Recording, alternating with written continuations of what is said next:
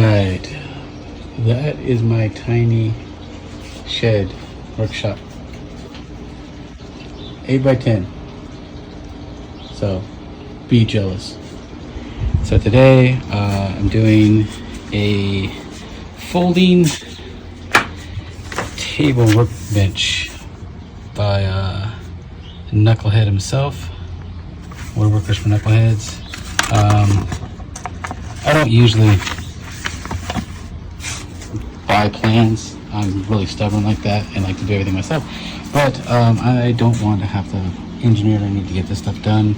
As you see, I don't have a lot of time, so I also don't have a lot of space. So I need to get stuff done. Even they're bigger things quicker. Okay, so all done. Got the wood cut up. Everything except for the top pieces, and I guess I'm going to start putting it together on, you know, every professional woodworker's workstation until they get a table, their table saw. So once again, this is the woodworking for Knuckleheads thing. It's real. I mean, it's real detailed. There is one problem, and he's from another country, and he has 17mm plywood, and I have 18mm plywood. Let's hope that that's not too big of a deal. And then I'm going to change it up and do his top a little different. He has a specific top, but I'm going to use some of this. Got it for free. It's 1/2 inch MDF. I'm going to put some dog holes in it. Maybe not quite an MFT, but something where I can, you know, use different fixtures and things on it. And I want mine a little bit bigger than what the plans say. We'll see if it works. If not, I can always cut it down to what the plans say. But for right now, I'm just going to do that. So I'll start assembling it. I have all the different fixtures and pieces and hardware. So I'll be back in a moment with some more updates. Got these two done. The directions tell you to buy a specific screw. I don't remember exactly, but I bought that. But it also tells you to buy a specific hinge. I could not find that hinge, so I bought one that was like a little bit more heavy duty, thinking, you know, what's the worst that could happen? It's just going to hold more weight. But I didn't think about the fact is heavy duty expects you to use a bigger screw. And so the screws that the directions call out for go right through these holes.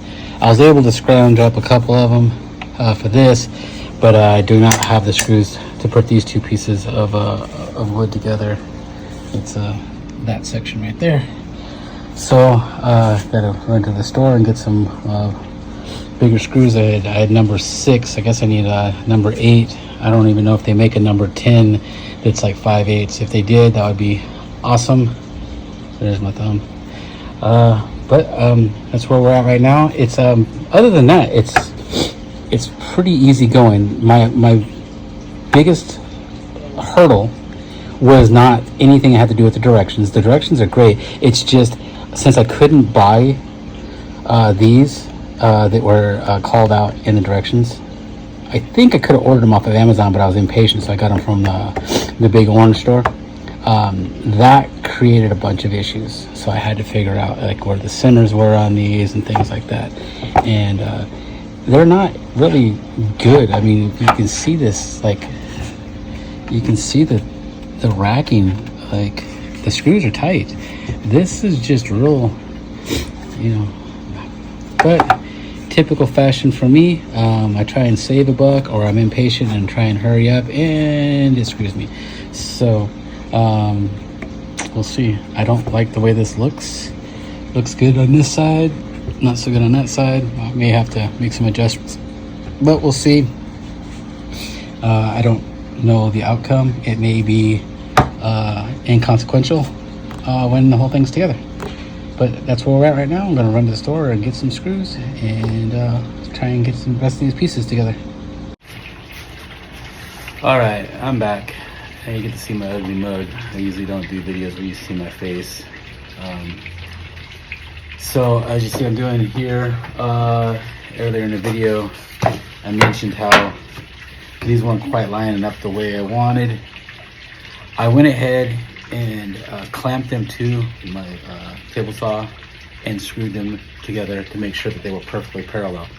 It's not that I didn't screw them to parallel, it's that there is so much deflection in this hinge that that's what it is. And it's mainly just on one side. So I don't know if this is going to be an issue or not. I may end up having to replace this hinge. It's pretty bad. And it's really only in this one. The other one, it's got a little bit of deflection, but not like horribly bad. Mainly when it's open. This one has deflection even when it's closed. So what do you go to the orange store, what do you get, This is supposed to be for like I'm sure it's supposed to be like for a gate or something. I may have to just order some nicer ones off of Amazon. I bought them from the big box because I was in a hurry. And then I think it's been 3 months since I bought all these things because I was in a hurry, and then I never even got around to it because life and jobs and kids and grandkids. I got grandkids, and they're the coolest thing ever because you get to spoil them. You don't have to worry about it. So right now what I'm doing is gotta lay out my two magnificent hinges. These ones don't seem to have as much deflection, but maybe once you add some wood on them, the further out, the more power gets on there. But that's what I'm gonna do right now. I'm sure you don't need to see me measuring a bunch of stuff and then cussing at myself because I measured wrong and have to like erase half of what I did, because that's what I do. But yeah, so I'm gonna do that and I'll get back to you when I'm starting to put these on here. I did buy some better screws. Got some number 8s. I scrounged up some number 8s for those, but they're all like mismatched. But I got some number 8s. I'm not sure what size, so I got a 1/2 inch, got 5/8, and I got 5/8. I think I got some 3/4 in there, but that's probably too much.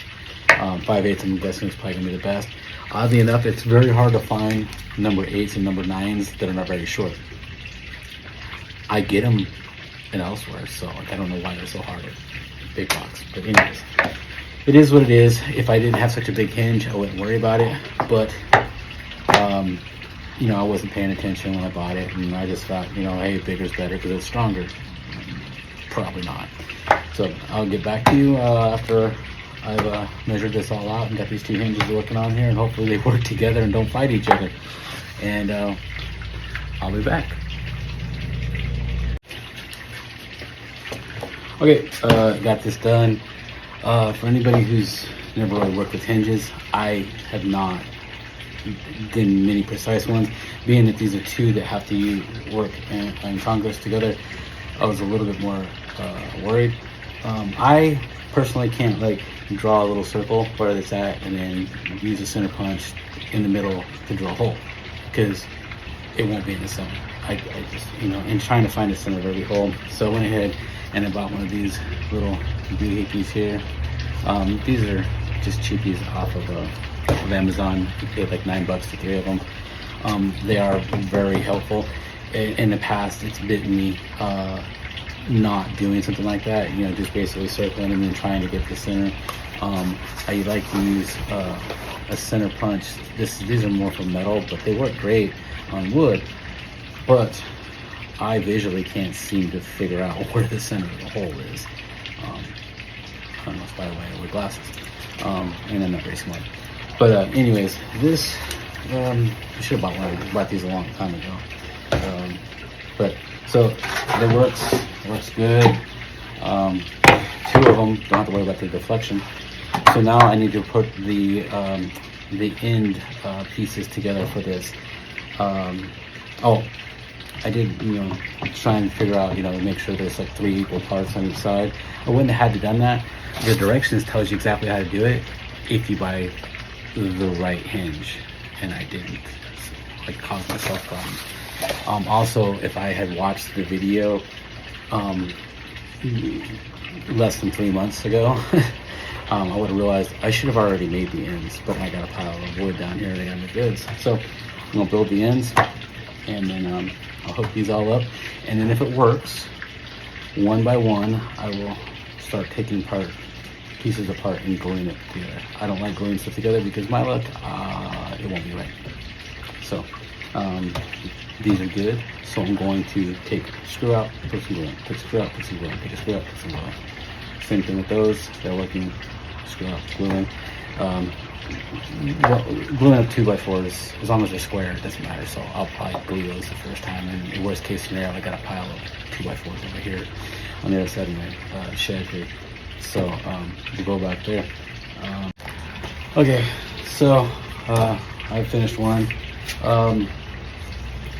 These 2x4s are they're bowed and twisted and stuff. Not horribly bad, but more than I would like. Typically, if I have time, and I'm not recording stuff because, you know, that has time to it. I'm running that stuff. I would actually plane these down. I have a little sled that I can use my planer as a joiner as well.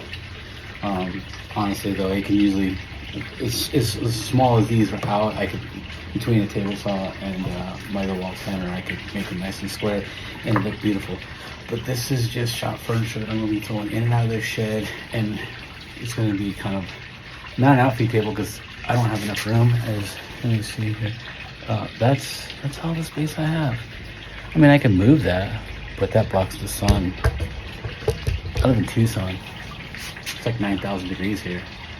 It's the middle of October. I'm sweating, and this is a cool day. We're having a cool front. Next week it goes back to over 100. Yes, and it's the middle of October. So, you don't hear it. But anyways, I digress. So, it's probably perfectly fine. I'm a screw up and a perfectionist. Don't ask me how those two go together. It's square. It's going to serve its purpose. It just annoys me. Like, it's good here, but it's like a little over here and a little high over here because it's kind of, same thing I'm noticing over there. It's not quite as bad as over there, but it's square. That's what I was thinking about. I got to build another one. It's probably gonna have the same problems. So on this one, I didn't glue the bottom on this front one, but I did glue the bottom here, and I put two number 10 2-inches in there. I'm probably gonna put two more, maybe further out. I'm not sure. Number 10's still a little bit more beefy. If you don't know about screws, the bigger the number, the bigger around it is. The average screw that a normal person would know is probably like a number 6, you know, or a number 8. Those like the ones, they kind of get bigger. See if you can see this, but it's a pretty decently thick screw for how short it is. So a number 10's got some girth to them. So I'm gonna do that. I'm gonna build the next two, and then see if I can figure out how to make these little swingy things work with this to make a folding bench. I'm sure if you're done, I watched the video, I bought the plans. It said from Knuckleheads, and so we'll see. Okay, welcome back. It's been, I don't know, 2 weeks, 3 weeks. I got wrangled into doing other things, painting. There's a video of me trying to paint my son's front bumper. I mean, I painted it, but it messed up and stuff. I did finish the folding workbench for the Knuckleheads website.